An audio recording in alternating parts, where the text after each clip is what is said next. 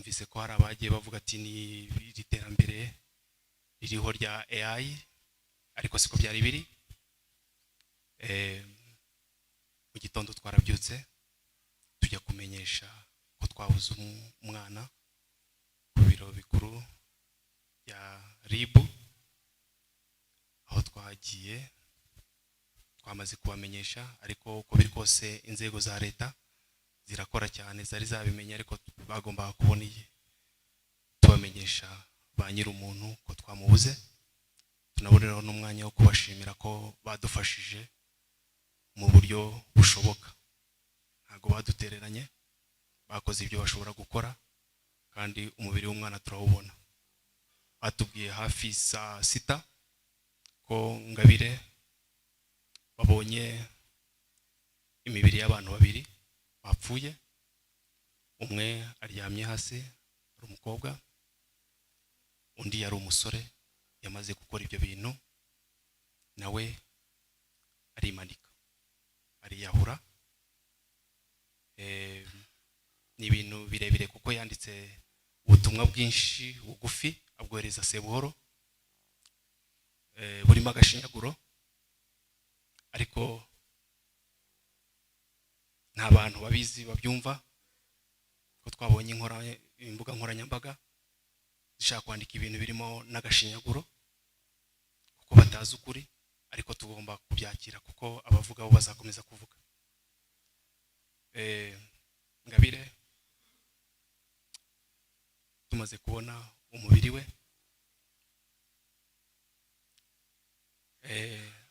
ubuyobozi bumaze gukora ibyo bikora, baramuduhaye banshyira iruhande na Nyirasenge, batubwira ukuntu byagenze nuko babibona.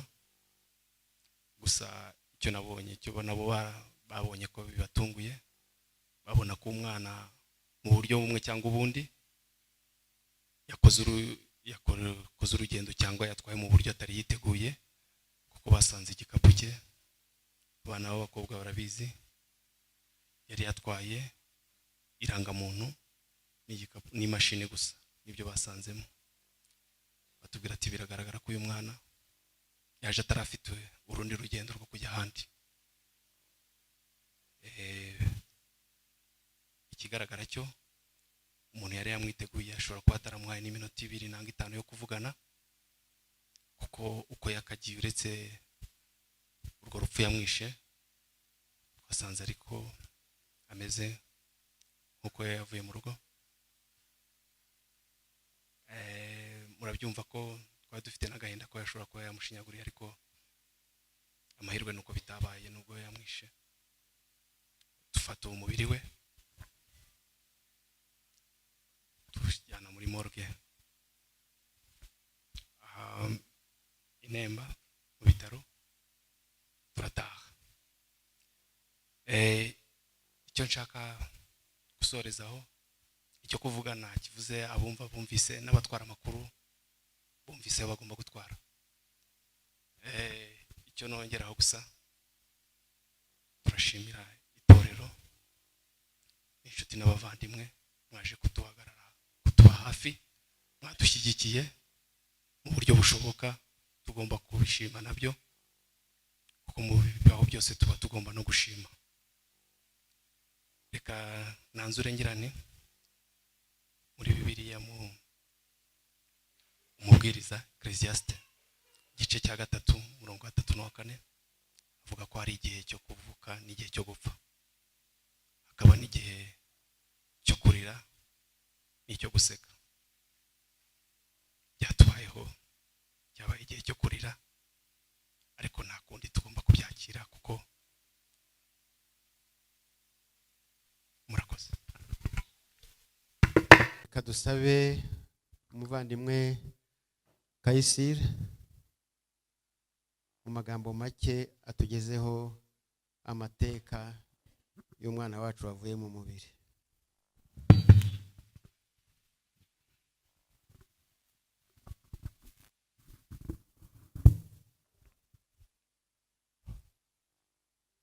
Muraho. Yesashimwe. Murakoze kubw'aka kanya mumpaye kugira ngo basangize bike ku by'ubuzima bwa Ngabire Samantha. Ngiye uhagaze hano nitwa Kayisire Gahorihori Pascal, ndatangira mbakomeza ngo mukomere. Murababaye kuko ibyabaye ntabwo twari tubyiteguye, ariko byabaye tugomba kubyakira, ntabwo duheranwa n'agahinda. Uyu Ngabire twaje guherekeza uyu munsi n'uwa Kalisa Gahorihori na Renia Rutivumbura. Ngabire yavutse tariki ya 18 z'ukwezi kwa 8 2007. Murumva ko yari umwana muto. Ngabire mu bwana bwe ibi ntabwo ari bisanzwe kuba umusi yavuye mu mubiri tariki 23 z'ukwa gatatu, ari nawo munsi mama w'umubyara yavuye mu mubiri tariki 23 z'ukwa gatatu 2013. Ntago biragoye kumva iyo coincidence, ibintu urwo ruhurirane rwo kugira ngo ibyo bintu bibere umunsi umwe. Ngabire amaze kubura nyina yagiye kubana na nyirasenge witwa Uwineza Nadine, abamumenyereye bazi izina rya Nonia. Yamufasha ari umwana muto, aho yatangiriye primaire kuri groupe scolaire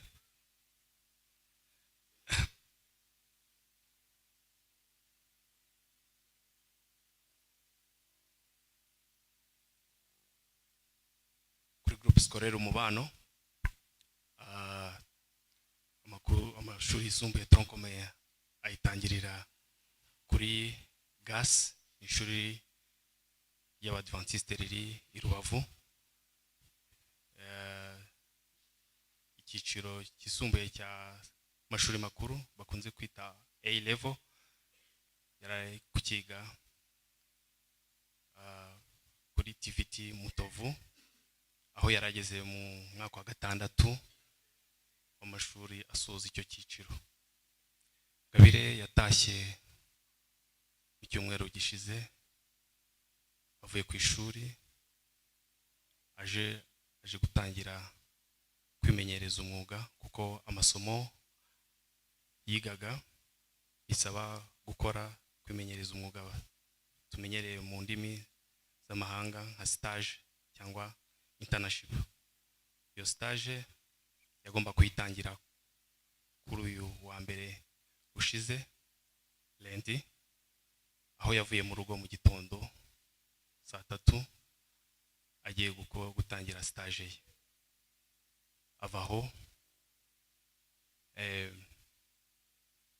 avuze ko agiye gukora stage, narangiza arajya gukoresha computer ye, yari yagize ikibazo. Ngabire isaha zoko yari yavuze ko arahindukira. Ibi ndabivugira kubw'amakuru twagiye dukunda kubona ku mbuga nkoranyambaga. Yagerageje kumisleadinga, bivuga abantu bavuga ibitari byo. Mu busanzwe nta ubuza uvuga kuvuga, ariko natwe ntago twabura kubwira bumva. Ngabire ntago yari umwana utararezwe cyangwa ikinyabupfura gike. Muri izi ndimi mu rundi rurimi abana bakunda kwita ikirara, ariko Ngabire ntago yari cyo. Twongere tubisubireho, Ngabire ntago yari yarananiranye. Ngabire yavuye mu rugo agiye gukora stage. Ibyabaye ntago twamenye uburyo ki yageze iyo yageze Rurindo yari baramushutse akijyana cyangwa se hakaba hari ubundi buryo bwabayeho kugira ngo agereyo ntitwabimenye, ariko gusa icyo twamenye ni iby'urupfu rwe. Urupfu rwa Ngabire rwaradutunguye, ariko ababikoze bari barabiteguye. Ngabire abo twari kumwe nimugoroba bagerageje kumva uko byagenze, ariko mpinnye kubatabashe kubyumva. Ngabire yarishwe. Ngabire yicwa n'umuntu washatse kutubabaza abigambiriye, kuko ibyo yakoze yagerageje kwerekana uburyo cyari mwice, abyereka nyirasenge wamureze n'umugabo we Sebuhoro bari hanze. Umwana yari yaragerageje akamenya ko ari bo bamuhagarariye, amenya nimero zabo, kuko igihe yagiraga ikibazo ku ishuri yarwaraga nibo bamenyeshaga, rimwe bakoresheje telefone ye, ubwo yarabonye telefone z'ababyeyi be.